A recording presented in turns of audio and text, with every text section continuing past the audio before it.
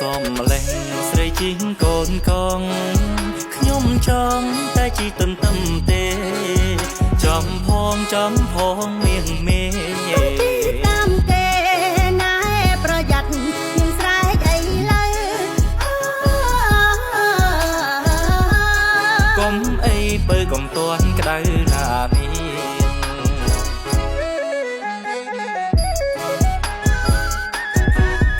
សំមែននាងជីងកងនឹងខំខឹងនឹងខ្ញុំជីងតាមខ្ញុំសូមសរសើរកុំហាមថាកុំជីងតាមត្រូវតែហាមកុំតាមគេទីលើចង់អៀតប្រយ័ត្នបាដៃកង់ខ្ញុំ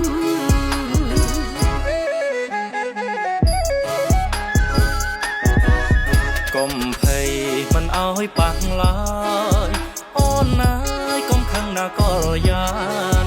កងនេះទិញមកថ្លៃប៉ុន្មានក៏ដោយថយទៅនៅសួរដល់ណា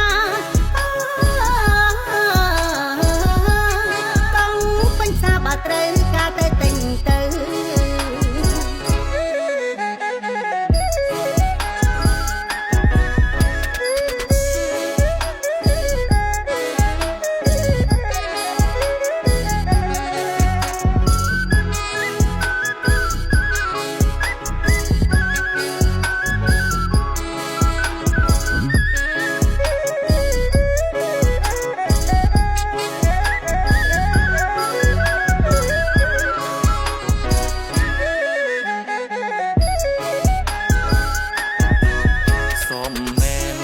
ជីងកងនឹង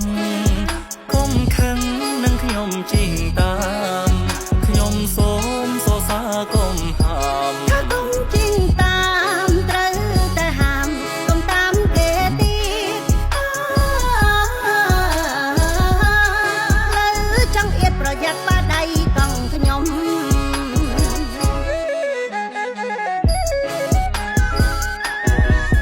កុំភ័យមិនអោយប៉ះឡើ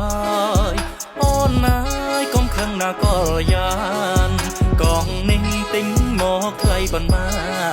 នក៏ដោយថយទៅនៅសួរដល់ណាកង់ពេញសាបើត្រូវការទៅទិញទៅ